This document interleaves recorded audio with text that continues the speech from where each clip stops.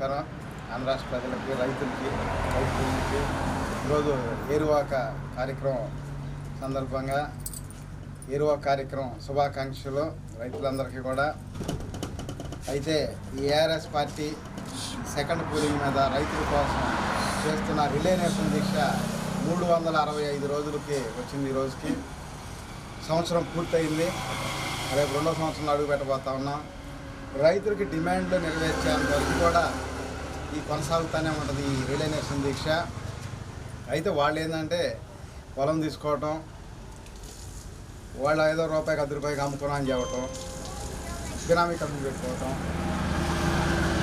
రైతులు భూములు ఊరకియాలి, ప్రజాధనం పెట్టి రోడ్లు వేసుకోవాలి, వాళ్ళు బినామీ కంపెనీకి అమ్ముకోవాలి. ఈ విధంగా ఈ రాజధాని జరుగుతున్నప్పుడు గత 12 సంవత్సరాల నుంచి కూడా పేరుకు రాజధాని పెట్టారు. అభివృద్ధి అనేది కనపడతలే. ఎప్పుడు ఆ ఫస్ట్ పూలింగ్ అంటే ఆయన డెవలప్మెంట్కి తీసుకున్నాడు అనమాట పొలాలు. అక్కడ అది పూలింగ్ పేరుతో సీఎం గారు చంద్రబాబు నాయుడు గారు డెవలప్మెంట్కి తీసుకున్నాడు. ఆ వెంచర్లో డెవలప్ చేస్తాడు, తోమటం, పోడవటం, ఇటు మాట్లాడటం, ఇదే సరిపోతుంది. కానీ ఒక్క రోడ్డు అయినా సరే భూసేకరణ చేసి 12 సంవత్సరాలు ఎక్కడైనా ఒక రోడ్డు వేసారు, 1 కిలోమీటర్ వేసారు చెప్పండి. ఈ రాజధాని ప్రాంతం 1 కిలోమీటర్ రోడ్డు కూడా ఇలా ఆయన వెంచర్లో వేసుకుంటున్నాడు. పూలింగ్ వెంచర్లో చంద్రబాబు నాయుడు గారు వెంచర్లో వేసుకుంటున్నాడు అంతే.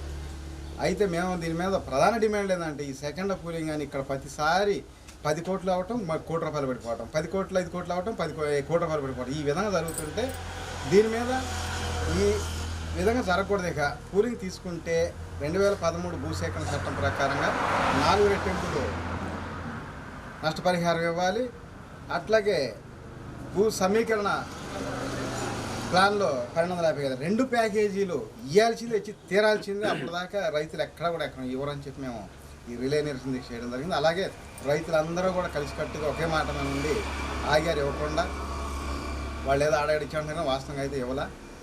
ఏది ఏమైనా సెకండ్ పూలింగ్ తీసుకోవాల్సిందంటే తీసుకోవాలి అని ప్రభుత్వం చెప్తే భూసేకరణ 2 ప్యాకేజీ ఇస్తేనే పొలం ఇస్తాం, లేకపోతే లేదా చెప్పారు. డిమాండ్ ప్రధాన డిమాండ్. రైతు కూలీలకు కూడా నెలకు 10,000 రూపాయలు. ఎన్ని గ్రామాలు అయితే కూలీ తీసుకుంటారో అన్ని గ్రామాల్లో ఎంతమంది ఉంటే అంతమందికి నెలకు 10,000 ఇవ్వాలని చెప్పి మా ప్రధాన డిమాండ్. ఈ 2 డిమాండ్ నెరవేర్చే వరకు ఈ పోరాటం కొనసాగుతూనే ఉంటుంది.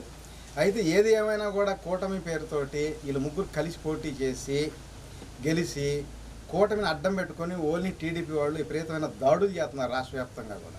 ఇక్కడ నా మీద జరిగే దాడులు ఇక్కడ నేను చూస్తుంటేనే అర్థమైపోతుంది. అయితే దీని మీద కూడా నేను చాలా విధాలుగా ఆలోచన చేస్తాను. ఈ రాష్ట్రంలో ఈ దాడులు, ఈ యొక్క ఒకరినొకరు తిప్పుకునే రాజకీయాలు పోయి మంచి రాజకీయాలు రావాలంటే ఒకసారి మారాలి. ఇద్దరు కాకుండా కొత్త పార్టీ, కొత్త వ్యక్తులు రావాలి, కొత్త పార్టీ రావాలి. అందుకని ఏఆర్ఎస్ జేకేఆర్ ఆంధ్ర రాష్ట్ర సమితి పార్టీని స్థాపించి పోటీ చేస్తున్నాం. ఈ పార్టీ అధికారంలో మనది వస్తే 100% ప్రతి కుటుంబం 10 కోట్ల ఆస్తి పొందాలి. ప్రధాన ఉద్దేశం ఈ పార్టీ వస్తే దానివల్ల మీ ప్రధాన ఉద్దేశం ఏంటి? ప్రధాన ఉద్దేశం మేము రాష్ట్ర రాజధానిలో రాష్ట్ర ప్రజలందరికీ ఆస్తి ఇచ్చి డెవలప్ చేయాలనేది. ప్రతి కుటుంబానికి కూడా రైతుని సొంత భూమిని చేసి దాని శ్రీగంధాల చెరువు మొక్కలు నాటించి 10 ఏళ్లలో 10 కోట్ల ఆస్తి పొంది చేయించని చెప్పి మా ఆలోచన. మేము మేనిఫెస్టోలో ఇవ్వడం కూడా జరిగింది గతంలో కూడా. 100% వాళ్ళు ఇచ్చే ఈ 100 రుణాలకు ఆశపడాల్సిన అవసరం ప్రజలు. ఈ విధంగా మనకు కొత్త పార్టీని ఎన్నుకొని ఈ విధంగా మనం మంచిగా చేసుకుంటే ప్రతి కుటుంబం 10 కోట్ల ఆస్తి పనులు చేసుకోవడం చాలా సింపుల్ అనమాట. నేను గతంలో కూడా చెప్పాను, ఈ విధంగా చేసుకోవచ్చు.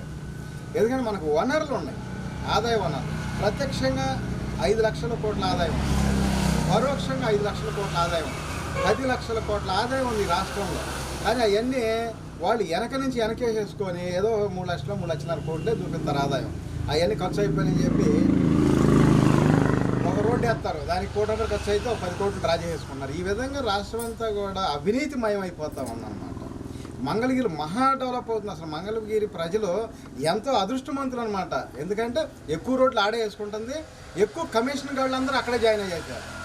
ఈ రాష్ట్రంలో ఉన్న కమిషన్ గాళ్ళంతా కూడా ఈ మంగళగిరి నియోజకవర్గంలోనే ఉన్నారు. ప్రతి రోడ్డుకి వెళ్ళలేదు 10 లక్షలు ఖర్చు పెడతాం, 1 కోటి రూపాయలు డ్రా చేయటం, 1 కోటి రూపాయలు ఖర్చు పెడతాం, 10 కోట్లు డ్రా చేయటం. 1000 కోట్ల అవినీతి నడుస్తుంది అనమాట ఒక మంగళగిరి నియోజకవర్గంలో. కావాలంటే నేను నిరూపిస్తాను, రండి. కావాలి ప్రెస్ వాళ్ళు అందరూ సరే, ఇంకా ఎవరైనా ఉండగానే ఇంటెలిజెన్స్ నేను నిరూపిస్తాను. ఈ విధంగా దౌర్జన్యం దాడులు చేసుకుంటా కూటమని వాళ్ళ మోడీ గారు ప్రభుత్వాన్ని వాళ్ళని అడ్డం పెట్టుకొని గెలిచి ఇవన్నీ కూడా దౌర్జన్యాలు, దాడులు, రాజధాని డెవలప్ పేరుతో వాళ్ళు పూలింగ్ తీసుకొని అమ్ముకోవడమే. ఇప్పుడు మీ మీ పార్టీ తరఫున ఈ రైతులు ఎవరన్నా మీకు సపోర్ట్ చేస్తున్నారు? ఆదరణ చూపించినటువంటి వారు ఉన్నారు? 100% చాలా మంది ఉన్నారు. అందరూ వస్తున్నారు, అందరూ మాట్లాడుతున్నారు, ఏకీపిస్తున్నారు. ఏకీభవిస్తున్నారు. మేము సపోర్ట్ ఉండాలి. అంటే దీనిలో ఎంతవరకు మీరు సక్సెస్ అవుతారని? ఏవైతే 100% సక్సెస్ అయినట్టే. ఓకే. ఇలా ఒకప్పుడు సీఎం గారు ఒక పిలుపునిస్తే వచ్చి మొత్తం భూములు ఇచ్చారు. ఒక దాదాపు ఇది నెల రోజుల్లోనే అయిపోయింది భూసేకరణ 90%.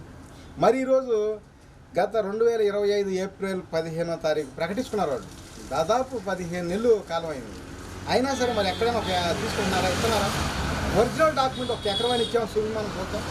వాళ్ళ పార్టీ నాయకుల చేత ఏదో ఆ జిరాక్స్లు పరువు పోయితే నా జిరాక్స్ నాకు ఇచ్చుకుంటున్నారు తప్పితే ఎవ్వరు కూడా సంతృప్తిగా లేరు, ఇవ్వటంలా. ఇప్పుడు ప్రభుత్వం మీ దగ్గరికి వచ్చి ఏమన్నా మాట్లాడినటువంటి విధానం మా దగ్గరికి అంటే గతంలో ఇట్లాగే వచ్చారు.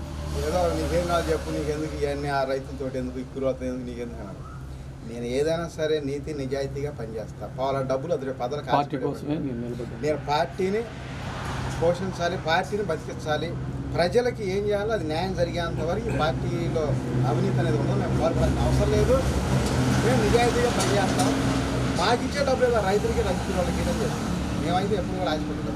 ప్రజల కోసం మీరు పోరాటం, ప్రజల కోసం 100% నిజాయితీగా పోరాటం చేస్తూనే ఉంటాం. ఇప్పుడు చేద్దాం, ఎప్పుడైనా అదే చెప్తాం. ఆశయం కొనసాగేంత వరకు కూడా, నెరవేర్చేదాకా కూడా మీరు కొనసాగిస్తూనే ఉంటారు. ఈ రిలేషన్ కొనసాగిస్తూనే ఉంటాం.